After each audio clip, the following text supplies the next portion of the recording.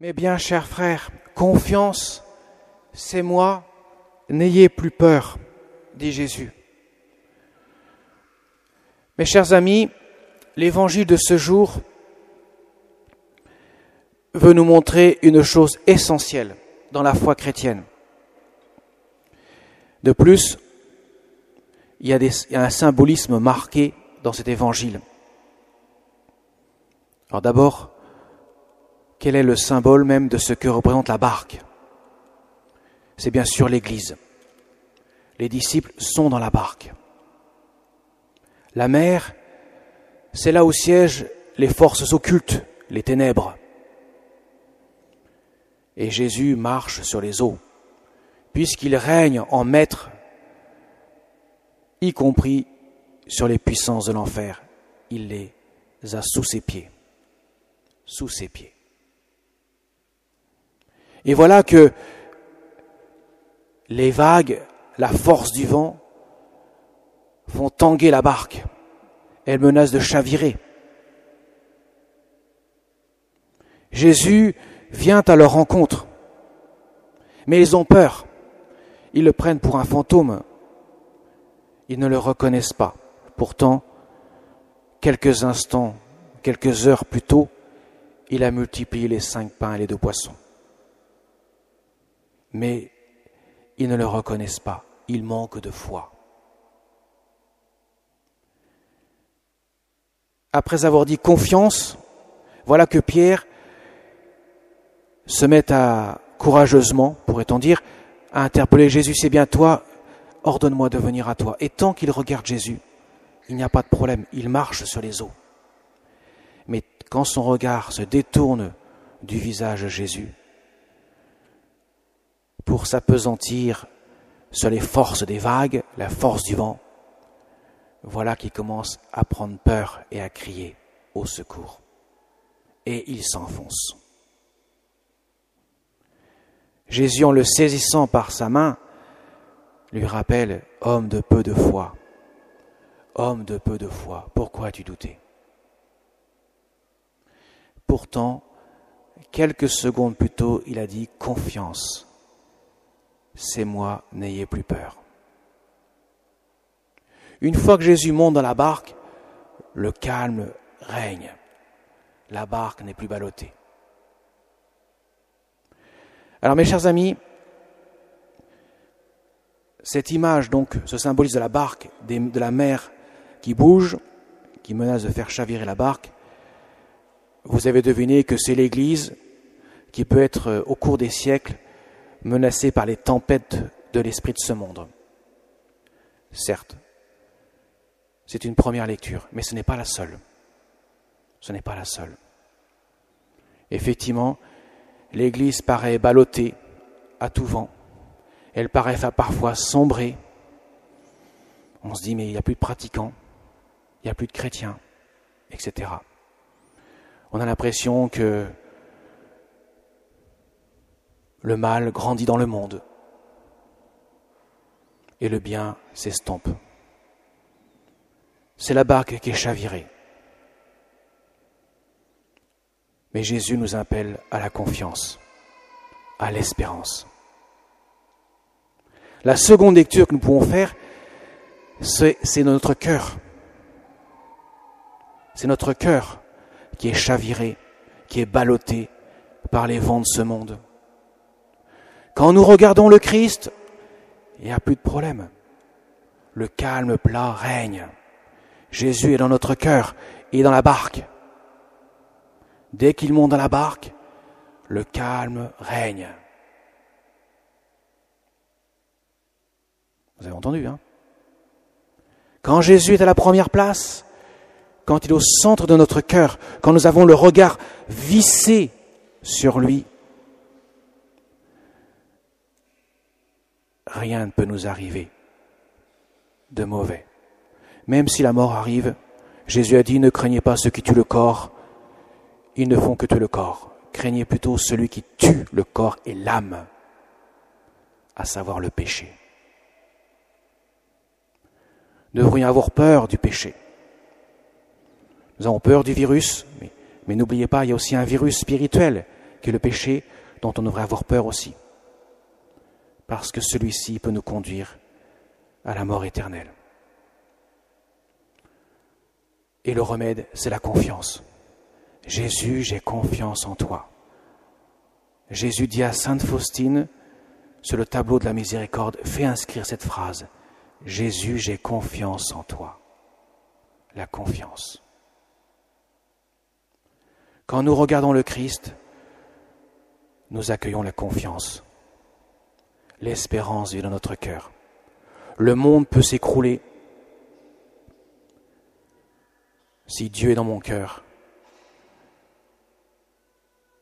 je garde confiance. Jésus a dit, ce monde passera, tout disparaîtra, il ne restera rien. Mais si je garde confiance, je sauverai l'unique nécessaire, le strict essentiel, ma vie,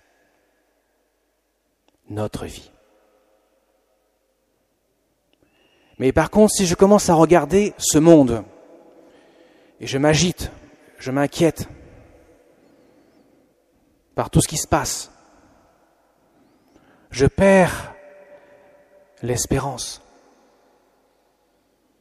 et je m'enfonce.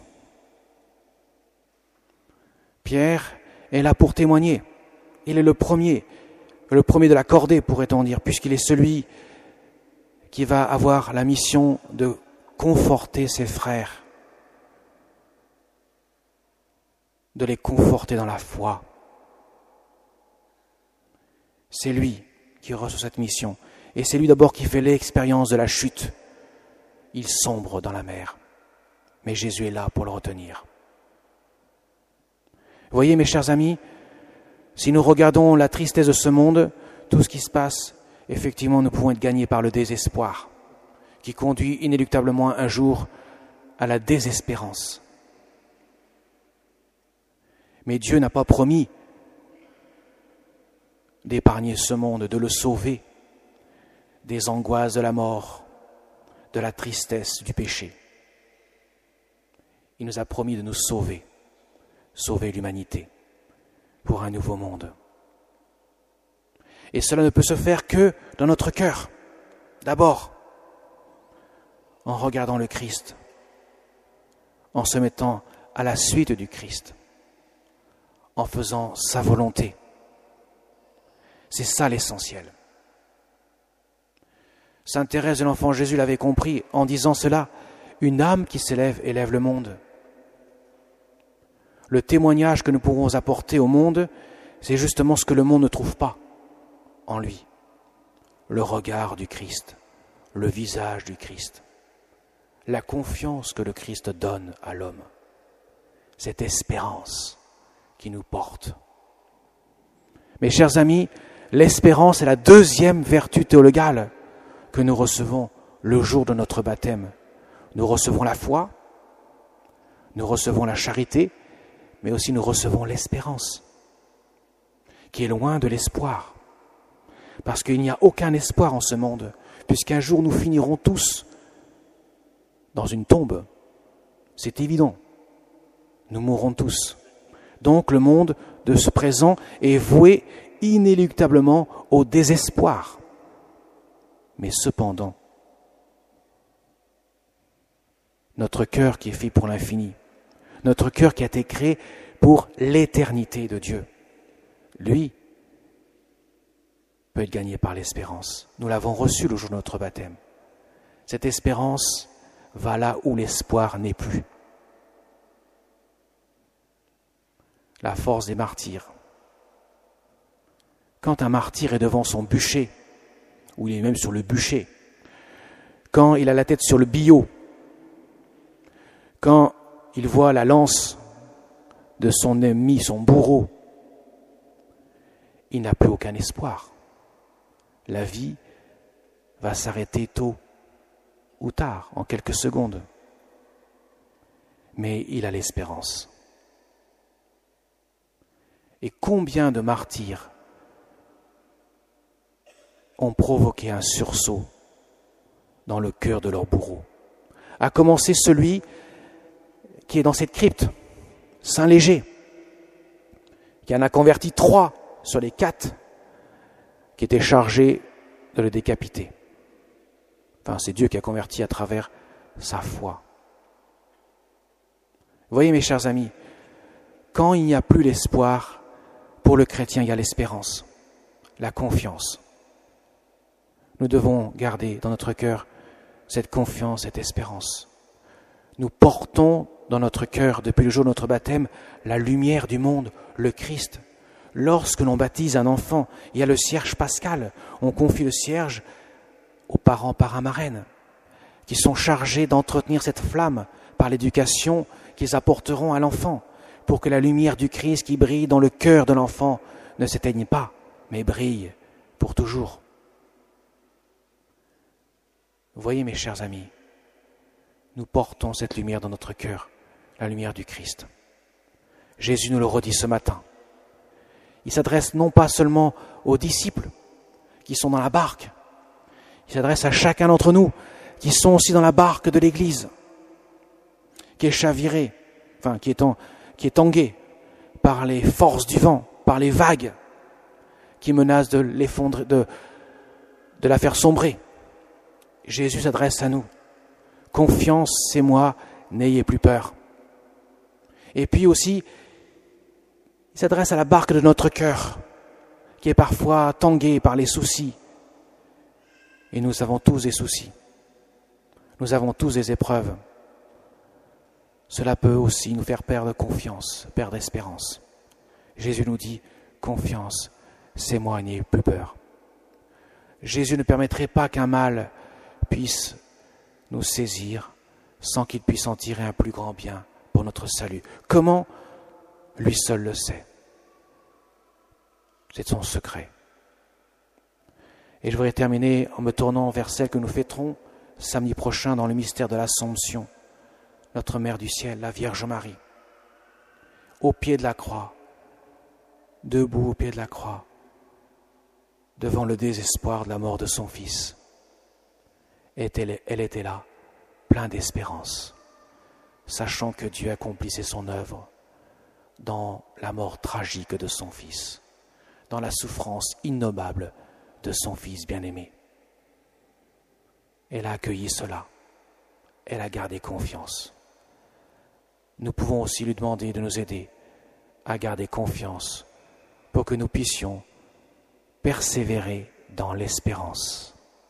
L'espérance, c'est la vertu de la persévérance par excellence, celle qui nous conduit à mettre la confiance de Jésus dans notre cœur. Amen.